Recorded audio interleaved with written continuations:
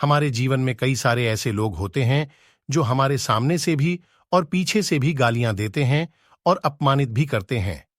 लेकिन ऐसी स्थिति में भी क्या करना चाहिए? चलिए जानते हैं। गौतम बुद्ध के जीवन में एक छोटी सी कहानी से। एक बार बुद्ध एक गांव से गुजर रहे थे। उस गांव के लोग उन्हें पसंद नहीं करते थे। उन लोगों ने बुद्ध को घेर लिया और उन्हें भला कहने लगे। गांव वालों का सरदार सबसे ज्यादा नाराज था। वह तो बुद्ध को गालियां ही देने लगा, पर बुद्ध इस सब से बेपरवाह मंद मंद मुस्कुराते रहे।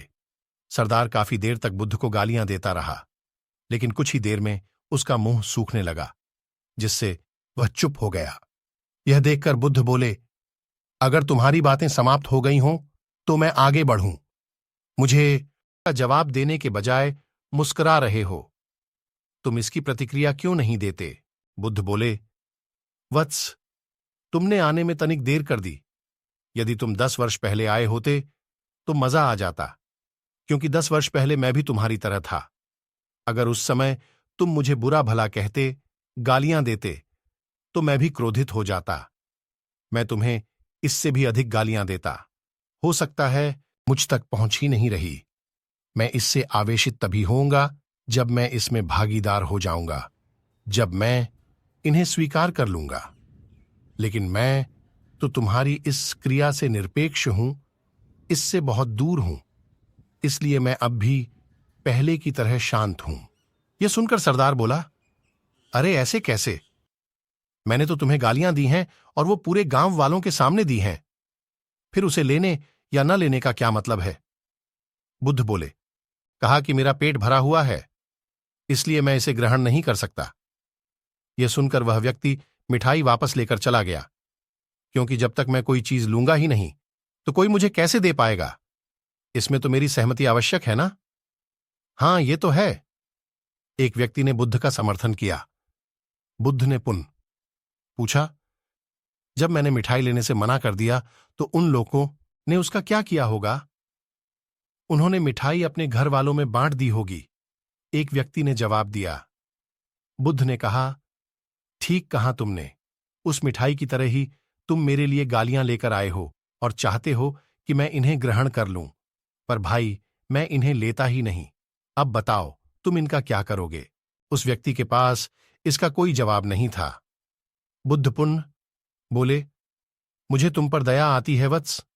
अरे, क्रोध तो मुझे तब आएगा जब मैं ये गालियां ले लूंगा, और जब मैं गालियां लेता ही नहीं तो क्रोध का तो सवाल ही नहीं उठता। बुद्ध की बातों पर सरदार ने कोई प्रतिक्रिया नहीं दी। शायद वह कुछ सोच रहा था। बुद्ध बोले, मैं अपनी आंखों से देख रहा हूं कि गाली एक कांटा है, जिसे देने वाला व्यक्ति और लेने वाला व्यक्ति दोनों क्रोध से पागल हो जाते हैं। तो फिर तुम ही बताओ कि मैं आंखें रहते हुए भी कैसे कांटों पर चलूं? आंखें रहते हुए मैं कैसे गालियां ले लूं? और होश में रहते हुए मैं कैसे क्रोधित हो जाऊं? इसलिए मुझे क्षमा करो वत्स, मैं तुम्हारा उपहार ग्रहण करने में असमर्थ हूं। कहते हो बुद्ध ने अपने हाथ जोड़ दिए। बुद्ध की बातें सुनकर सरदार लज्जित हो गया। उसकी आंखें छलछला आईं। उसने कुछ कहना चाहा, पर उसके होठों ने जवाब दे दिया, और जब उससे रहा नहीं गया तो वह बुद्ध के चरणों में गिर पड़ा। दोस्तों, हम में से ज्यादातर लोग यही समझते हैं कि हमारे दुखों का कारण कोई दूसरा व्यक्ति है, और जब हम ऐसा मानते हैं तो हम अपने स्वनियंत्रण की कमी और अक्षमता को अनदेखा कर रहे होते हैं। वास्तव में यह हम पर निर्भर करता है कि हम दूसरों के द्वारा प्रदान की गई नकारात्मकता को स्वीकार करते हैं या नहीं। अगर हम नकारात्मकता को स्वीकार करते हैं तो हम अपने पैरों पर कुल्हाड़ी मारते हैं, और जब हम उसे अस्वीकार कर देते हैं तो घृणा, क्रोध, हिंसा हर किसी से मुक्त हो जाते हैं।